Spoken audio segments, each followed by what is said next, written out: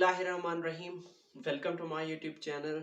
आज हम transport system and vertebrates को डिस्कस करने जा रहे हैं। इससे पहले के तमाम लेक्चर्स मेरे यूट्यूब चैनल पे अवेलेबल हैं, आप लोग जाके विजिट कर सकते हैं। ये Miller and Harley zoology chapter 26 है, जिसमें हम सर्कुलेशन एंड ट्रांसपोर्ट सिस्टम को डिस्कस करने जा रहे हैं। ओके, देखो लास्ट लेक्चर में हमने पढ़ा था कि भाई जो इनवर्टिब्रेट्स हैं उनमें ट्रांसपोर्ट सिस्टम कैसे होता है, जिसमें हमने थ्री कैटेगरीज पढ़ी थी कि ब्लड भी होता है उनमें, हीमोलिम्फ भी होता है और कुछ ऐसे हैं जिनमें सिलोमिक फ्लूइड होता है, उनके जरिए ट्रांसपोर्ट सिस्टम होता है। हमने ये भी बात की थी कि वो वेरी करती है सिंपल टू कम्प्लेक्स, ठीक है। लेकिन अब साथ में हमने ये भी बात की थी कि वहाँ दो टाइप का मतलब सर्कुलेशन होता है। एक ओपन सर्कुलेटरी सिस्टम होता है जिसमें मतलब जो बॉडी कैविटी में जो फ्लूइड है, वो जो ब्लड फ्लूइड है वो मूव करता है, सर्कुलेट करता है। और कुछ में क्या थी, क्लोज सर्कुलेटरी सिस्टम थी, जैसे कि हम बात करें एनालीडा की। ओके, तो आज जो हम डिस्कस करने जा रहे हैं, जो वर्टिब्रेट्स हम पढ़ने जा रहे हैं, इनमें क्लोज सर्कुलेटरी सिस्टम होगा। ओके, क्लोज का मतलब ये है कि उनका जो ब्लड है, उनका ये जितना भी मतलब ऐसा समझ लें ब्लड फ्लूइड है या ब्लड सेल्स है, वो वेन्स के अंदर, ब्लड वेसल्स के अंदर क्या करेंगी, सर्कुलेट करेंगी। ओके, देखो इनमें क्या होता है, क्लोज सर्कुलेटरी सिस्टम होता है और जो कि ब्लड होता है। अब ब्लड एक कनेक्टिव टिश्यू है, आप लोगों को पता है, और इसकी कंपोजिशन भी हम अभी डिस्कस करने वाले हैं। ओके, अब इसकी करेक्टरिस्टिक्स क्या हैं कि अब ब्लड आपको पता है कि ये ट्रांसपोर्ट, ऑक्सीजन को ट्रांसपोर्ट करता है, इसी तरीके से कार्बन डाइऑक्साइड को रिमूव करता है थ्रू आउट द बॉडी। मतलब ये अगर specially in the case of हम अपनी बात करें तो ब्लड जो है ना, हमारे जो डिफरेंट सेल्स हैं वहाँ से इस कार्बन डाइऑक्साइड को गेन किया जाता है। क्योंकि ये कब प्रोड्यूस होता है, सेलुलर रेस्पिरेशन होती है हमारे बॉडी के अंदर, तो उस दौरान प्रोड्यूस्ड होने वाले कार्बन डाइऑक्साइड को बॉडी के जरिए रिमूव आउट करती है। मतलब ये कि लंग्स से रिमूव आउट कर दिया जाता है। ओके, तो वो किसके जरिए ट्रांसपोर्ट होता है, तो वो भी ब्लड के जरिए ट्रांसपोर्ट होता है। और इसी तरीके से न्यूट्रिएंट्स को भी ट्रांसपोर्ट करवाया जाता है इसी ब्लड के जरिए। ओके, अब डिफेंड फ्रॉम मैक्रो ऑर्गेनिज्म, आपको पता है कि हमारे वाइट ब्लड सेल क्या करता है, हमें डिफाइंड यानी प्रोटेक्शन प्रोवाइड करता है फ्रॉम मैक्रो ऑर्गेनिज्म। और इसी तरीके से ब्लड क्लॉटिंग में भी इन्वॉल्व होते हैं कि जब कहीं ब्लीडिंग हो रही हो, मतलब कट लग गई हो, चोट लग गई हो, तो उस दौरान ब्लड की ये भी करेक्टरिस्टिक्स है कि वो उसमें प्रोटीन्स मौजूद होती हैं जो कि क्लॉटिंग में इस्तेमाल होती हैं। ओके, अब आपको पता है कि ब्लड थ्री सेल्स पर, मतलब ब्लड की दो कैटेगरीज हैं, ठीक है। दो कैटेगरीज में एक आता है प्लाज्मा, और दूसरा जो ब्लड है उसमें ब्लड सेल्स होती हैं जिनको हम नाम देते हैं फॉर्म एलिमेंट्स, ठीक है। एक चीज, इस चीज को दोबारा दोहरा दूं कि ब्लड में दो चीजें होती हैं, एक होता है प्लाज्मा और दूसरा फॉर्म एलिमेंट्स होते हैं जिनको हम नाम देते हैं ब्लड सेल्स का या फॉर्म एलिमेंट्स का। ओके, अब सबसे पहले हम डिस्कस करने वाले हैं कि प्लाज्मा क्या होता है। ओके, अब प्लाज्मा एक्चुअली क्या है कि ये फ्लूइड मैट्रिक्स है, ये मतलब फ्लूइड पर मुश्तमिल होता है। इवन मैं अगर बात करूं कि ब्लड की, तो ब्लड में 55% क्या होता है, प्लाज्मा होता है। 55% क्या होता है, प्लाज्मा होता है, और 45% क्या होता है कि ये ब्लड सेल्स होती हैं, ठीक है। ब्लड सेल्स या फिर आप फार्म एलिमेंट्स भी कहते हैं। ओके, अब उस 55% में तकरीबन 90% क्या होता है, वाटर होता है, ठीक है। कि भाई हम बात कर रहे हैं कि प्लाज्मा की, कि प्लाज्मा क्या होता है कि ये इसमें 55% मतलब ये 55% होता है ब्लड का, और उस 55 का फिर जो 90% है वो क्या होता है, वाटर होता है। ओके, अब इस वाटर का क्या काम है कि ये रिएक्शन सेंटर के तौर पर भी काम करता है, ठीक है। और इसी तरीके से ट्रांसपोर्ट में भी इन्वॉल्व होता है, ठीक है, क्योंकि ये सॉल्वेंट है, ठीक है। तो ऑलमोस्ट जितने भी मतलब ये कि बहुत सारी प्रोसीजर्स, मेटाबॉलिज्म जो ना किसमें कैरीड होती हैं, आपके इस ब्लड में भी कैरीड होती हैं। ओके, तो ये सॉल्वेंट के तौर पर भी काम करता है, ये अब मटेरियल्स को ट्रांसपोर्ट करने के तौर पर भी काम आता है। ओके, अब नेक्स्ट क्या चीज है कि इसमें 7% क्या होता है, प्रोटीन होता है। अब वो प्रोटीन कौन सा है, एल्ब्यूमिन है, एल्ब्यूमिन। अब इस एल्ब्यूमिन का क्या काम है कि ये किसके तौर पर काम करता है, ऑस्मोटिक एडजस्टमेंट में, ठीक है। ऑस्मोटिक प्रेशर को मेंटेन करता है आपके ब्लड में, ठीक है। और इसी तरीके से आप बात कर लो कि इसमें क्या मौजूद होता है, फेब्रिनोजन मौजूद होता है। अब फेब्रिनोजन एक्चुअली क्या करता है, ब्लड को क्लॉट करता है, और इसी तरीके से ग्लोब्यूलेंस मौजूद होती हैं। ओके, अब ग्लोब्यूलिन एक्चुअली क्या होते हैं, इसमें इम्यूनोग्लोब्यूलिन होता है जिसको हम नाम देते हैं आई कैपिटल और स्मॉल जी। अब ये इम्यूनोग्लोब्यूलिन आपको पता है किनको बोलते हैं, एंटीबॉडीज को बोलते हैं। ओके, तो भाई ये जो 7% प्रोटीन होता है उसमें एल्ब्यूमिन है, ऑस्मोटिक एडजस्टमेंट में इन्वॉल्व होता है, आपके ऑस्मोटिक प्रेशर को एडजस्ट करता है।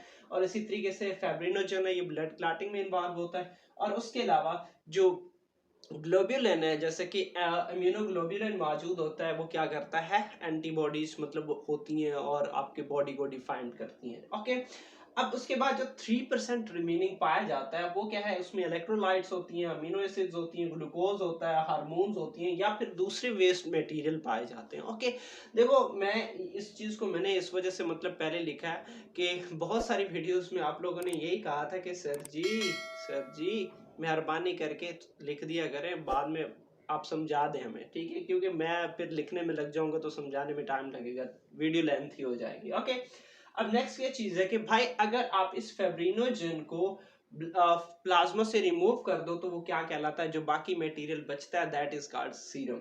if fibrinogen is removed from plasma then it is known as serum. okay, अब सेकंड नंबर पे क्या है, फॉर्म एलिमेंट्स। फॉर्म एलिमेंट्स कौन कौन सी होती हैं, देखो ये थ्री, मतलब ये कि ब्लड सेल्स की 3 टाइप्स होती हैं, आपका एरिथ्रोसाइट्स है, ल्यूकोसाइट्स है, और प्लेटलेट्स यानी थ्रोम्बोसाइट्स। ओके, अब फर्स्ट एरिथ्रोसाइट्स है।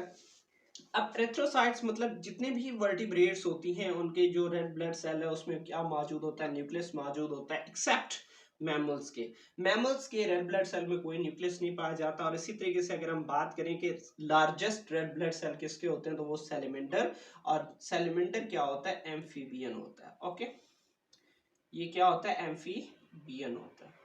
अब इसी तरीके से नेक्स्ट क्या चीज है, अगर हम बात करें in the case of birds में, तो बर्ड्स में जो लार्जेस्ट रेड ब्लड सेल होता है वो किसका होता है, ऑस्ट्रिच का होता है। ओके, अब नेक्स्ट क्या चीज है, इसी तरीके से आप बात कर लो कि फिशेस और एम्फीबियंस का जो रेड ब्लड सेल है वो भी न्यूक्लिएटेड होता है। मतलब ये वर्टिब्रेट्स जितने भी हैं उन सबका रेड ब्लड सेल न्यूक्लिएटेड होता है सिवाय मैमल के। ओके, अब उसके पीछे भी रीजन आप लोगों को पता है कि भाई ज्यादा से ज्यादा ऑक्सीजन ट्रांसपोर्ट किया जाता है in the case of mammals, तो अगर न्यूक्लियस होगा तो वो भी जगह घेरेगा।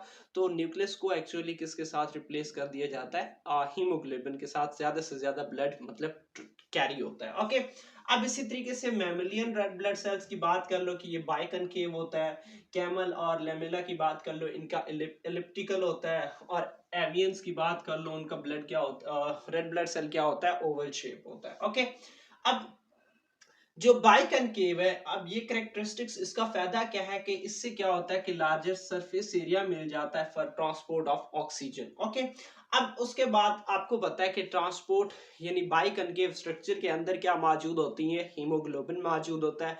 अब हीमोग्लोबिन एक्चुअली किसको ट्रांसपोर्ट करता है, ऑक्सीजन को ट्रांसपोर्ट करता है। अब ये हीमोग्लोबिन एक्चुअली क्या करता है कि आपके मतलब हार्ट से ब्लड किस कहाँ जाता है, आपके लंग्स में यही हीमोग्लोबिन एक्चुअली कार्बन डाइऑक्साइड को डिफ्यूज करता है किसमें, आपकी एल्वुलाई में, और एल्वुलाई से ऑक्सीजन को लोड करके आपकी पूरी बॉडी में क्या करता है, ये डिस्ट्रीब्यूट करता है। ओके, अब फिर वहां से जहां जहां मतलब इसने डिस्ट्रीब्यूट किया वहां पे आपको पता है रिस्पिरेशन हो रही होती है, रिस्पिरेशन के नतीजे में कार्बन डाइऑक्साइड प्रोड्यूस होती है, और वही कार्बन डाइऑक्साइड दोबारा इस हीमोग्लोबिन पे क्या होता है, अटैच होता है। ठीक है, अब यहां से केस है कि एक है ऑक्सी हीमोग्लोबिन। ऑक्सी हीमोग्लोबिन मतलब ये कि जब उसके साथ क्या अटैच होता है, ऑक्सीजन। ठीक है, अब इसी तरीके से नेक्स्ट क्या है कि कार्बा, ठीक है, माइन हीमोग्लोबिन। अब इस केस में क्या होगा कि उसके साथ कार्बन डाइऑक्साइड अटैच होगा। ओके, अब नेक्स्ट क्या चीज है कि व्हाइट ब्लड सेल्स। देखो एक चीज है कि आपको पता है व्हाइट ब्लड सेल्स आपके बॉडी की आर्मी है। ठीक है, ये क्या कहलाती हैं, ये आर्मी कहलाती हैं, स्कैवेंजर्स हैं। क्यों, क्योंकि ये क्या करते हैं, जो आने वाले मैक्रो ऑर्गेनिज्म को ईट करती हैं, उन्हें खा जाती हैं, उनको डिस्ट्रॉय कर देती हैं, आपको प्रोटेक्शन इम्यूनिटी प्रोवाइड कर रही होती है, ठीक है। अब ये जितने भी actually red blood white blood cells की दो टाइप्स हैं, ग्रेनुलोसाइट्स और एग्रेनुलोसाइट्स। अब ये दोनों के दोनों कहाँ से बनते हैं? स्टेम सेल से बनते हैं। अब ये स्टेम सेल्स एक्चुअली आपके बोन मैरो में मौजूद होते हैं, मैच्योर सेल्स होते हैं। अब यहाँ से आपके व्हाइट ब्लड सेल की सारी टाइप्स बनती हैं, और इस प्रोसीजर को नाम किसका देते हैं? हिमेटोपोएसिस। मतलब ये कि ब्लड की फॉर्मेशन। हीमो का क्या मतलब है? ब्लड, और उसके बाद जो पोएसिस है मतलब प्रोडक्शन। ओके, कि ब्लड की प्रोडक्शन के दौरान आपके व्हाइट ब्लड के सेल के सारी टाइप्स वहां से प्रोड्यूस होती हैं। ओके, अब ग्रेनुलोसाइट्स है। ग्रेनुलोसाइट्स में इसकी तीन कैटेगरीज हैं। एक है यूसिनोफिल्स, बेसोफिल्स और न्यूट्रोफिल्स। आई होप आप लोगों को ये क्लियरली नजर आ रहा होगा, ठीक है। अब जो इयोसिनोफिल्स हैं वो फैगोसाइट्स होती हैं, फैगोसाइटोसिस में इन्वॉल्व होते हैं कि ये आने वाले जर्म पार्टिकल्स को क्या करते हैं? इनगल्फ करते हैं, ईट करते हैं, उन्हें खा जाते हैं। ओके, अब ये क्या करते हैं कि ये केमिकल रिलीज करते हैं जो कि इन्फ्लेमेटरी रिस्पॉन्सेस में इन्वॉल्व होती हैं। इन्फ्लेमेशन मतलब ये कि आप बाज़ औक़ात इन्फ्लेमेशन प्रोड्यूस करवाना, ठीक है। आप लोगों ने शायद फेडरल की बुक में ये पढ़ा होगा कि first line of defence, second line of defence में क्या होता है कि जो इन्फ्लेमेटरी केमिकल्स प्रोड्यूस की जाती हैं जो कि इन्फ्लेमेशन काज करते हैं और रेडनेस काज करते हैं, तो वो किसकी वजह से होते हैं?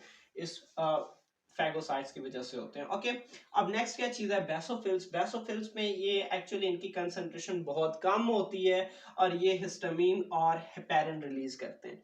हिस्टामीन का काम तो आपको पता है कि ये आपके जो ब्लड वेसल्स हैं उनको क्या कर देती है? डायलेट कर देती है। और हेपेरिन का क्या काम है? के ब्लड क्लॉटिंग में इन्वॉल्व होती है। हेपेरिन किस में इन्वॉल्व होती है? ब्लड क्लॉटिंग में इन्वॉल्व होती है। और हिस्टामीन आपके ब्लड को क्या करता है कि डायलेट कर देता है। ओके, अब न्यूट्रोफिल्स हैं। न्यूट्रोफिल्स ये हायर इन कंसंट्रेशन होती हैं और ये एक्टिव फैगोसाइट्स हैं। मतलब ये कि ये क्या करते हैं कि वही चीज है कि ये आने वाले मैक्रोब्स को ईट करने के बाद ये मर जाते हैं। इनका इतना ही काम है, खाओ और मरो। ओके, अब नेक्स्ट क्या चीज है? ए ग्रेनुलोसाइट्स है। अब ए ग्रेनुलोसाइट्स में उसकी दो टाइप्स हैं, एक है मोनोसाइट्स और दूसरा लिम्फोसाइट्स। अच्छा, एक चीज है कि इनका जो ग्रेनुलोसाइट्स है, इनका जो साइटोप्लाज्म है वो ग्रेन्युलर होता है। साइटोप्लाज्म ग्रेन्युलर होता है, ठीक है, कि उसमें ग्रेन्यूल्स छोटे छोटे मौजूद होती हैं, ठीक है। लेकिन इसका क्या होता है? उसके अंदर ग्रेन्यूल्स मौजूद नहीं होती हैं। There cytoplasm do not contain any kind of granules. Okay, अब जो मोनोसाइट्स हैं, एक्चुअली मोनोसाइट्स जब मैच्योर हो जाती हैं तो ये ब्लड से स्पेसिफिक टिश्यूज पे चली जाती हैं। मतलब ये 10 to 24 आवर्स क्या होती हैं कि ये आपके ब्लड में रहती हैं। ब्लड से फिर वो टिश्यूज में चली जाती हैं, तब वो किस में कन्वर्ट हो जाती हैं? मैक्रोफेज में कन्वर्ट हो जाती हैं, ठीक है, मैक्रोफेज में। और ये क्या करते हैं कि वहां जाके इंतजार करते हैं कि कोई मैक्रो ऑर्गेनिज्म आए और उसे क्या करें? ये ईट करें। ओके, अब इसी तरीके से नेक्स्ट क्या है? लिम्फोसाइट्स है। लिम्फोसाइट्स की दो टाइप्स हैं, एक है टी सेल्स और दूसरा है बी सेल्स, ठीक है। टी सेल्स एक्चुअली ये फिर डिटेल्ड लेक्चर है, आप लोगों ने शायद फर्स्ट ईयर और सेकंड ईयर में पढ़ा हो। फर्स्ट ईयर के चैप्टर 14 इम्यूनिटी में पढ़ा हो आप लोगों ने कि ये जो टी सेल्स होते हैं एक्चुअली ये क्या करते हैं कि डायरेक्टली किल करते हैं मैक्रो ऑर्गेनिज्म को। और इसकी फिर फर्दर चार टाइप्स हैं: T suppressor cells, T killer cells, T helper cells और इसी तरीके से टी मेमोरी सेल्स।